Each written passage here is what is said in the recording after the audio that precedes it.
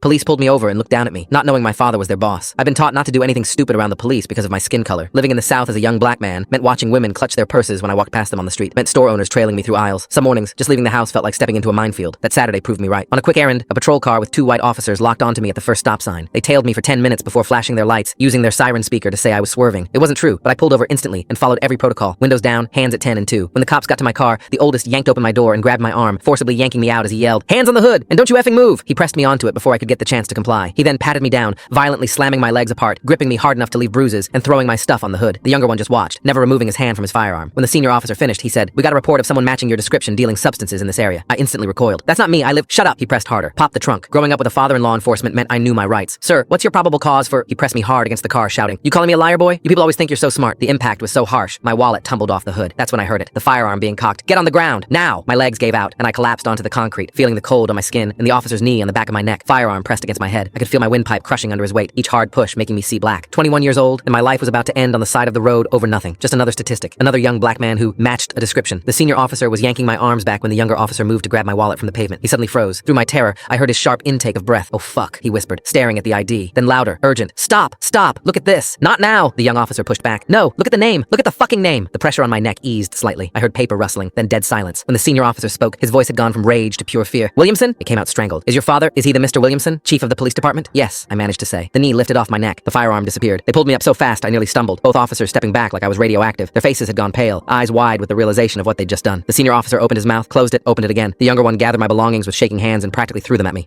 This was— The senior officer couldn't even finish a sentence. "You're free to go," the younger one blurted out. "This was all just a misunderstanding." They bolted back to their vehicle. I finally made it back home. My father was in his study, working on some paperwork. He looked up when I walked in and immediately knew something was wrong. What happened? I couldn't speak at first, just pulled out my phone and showed him the dashcam footage. I watched his face change as he viewed it, from confusion to concern to a cold fury I'd rarely seen. He watched it twice. The second time, he paused at certain moments, the firearm being drawn, the knee on my neck, the moment they saw my ID. His jaw tightened with each frame. "So, it finally happened," he mumbled under his breath. Dad made some calls, and within an hour, he had pulled up both officers' records. This wasn't their first complaint, just the first one with video evidence and a chief's son. 3 other young men, he said. Similar stops, similar descriptions, all warnings, no official record. I thought about those other young men. They didn't have my last name to save them. They didn't have dash cams. They just had their word against 2 officers. Dad stood up, his decision already made. They pulled a firearm on my son. They terrorized those other young men. This ends now. His voice was steady, but I could see the rage in his eyes. "I'm going to make sure they never wear a badge again." The investigation moved fast. Dad brought in internal affairs and the FBI. The other victims came forward, young black men who'd been too scared to speak up before. 6 months later, I sat in the courtroom front row as the verdict came down. Guilty on all counts. The officer who'd pressed the firearm to my head stood in cuffs, hands trembling as the judge spoke. 25 years. His knees buckled. The bailiff had to steady him. As they led him past my row toward the holding cells, our eyes met. He froze mid-step, mouth opening and closing like a fish out of water. I didn't blink, just stared. He was the one who couldn't breathe now, the one whose life was flashing before his eyes. I wasn't the terrified kid on the concrete anymore. I was the one who ended him.